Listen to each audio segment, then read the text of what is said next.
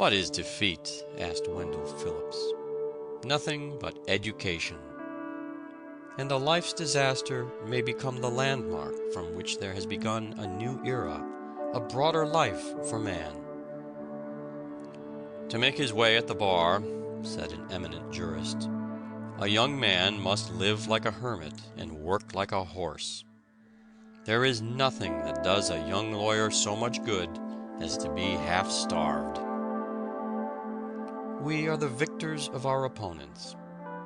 They have developed in us the very power by which we overcome them.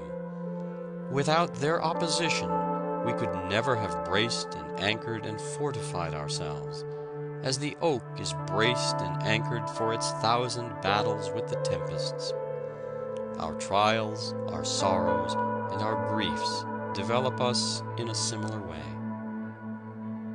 "Obstacles," says Mitchell, "are great incentives. I lived for whole years upon Virgil and found myself well off. Poverty," Horace tells us, "drove him to poetry." Nothing more unmans a man than to take away from him the spur of necessity which urges him onward and upward to the goal of his ambition. Man is naturally lazy, and wealth induces indolence. The great object of life is development, the unfolding and drawing out of our powers. Take 2 acorns from the same tree, as nearly alike as possible. Plant one on a hill by itself, and the other in a dense forest, and watch them grow.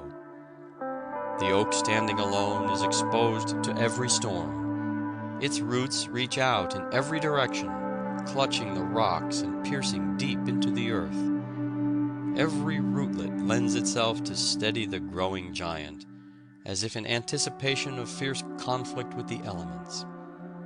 Sometimes its upward growth seems checked for years, but all the while it has been expending its energy in pushing a root against a large rock to gain a firmer anchorage. Then it shoots proudly aloft again,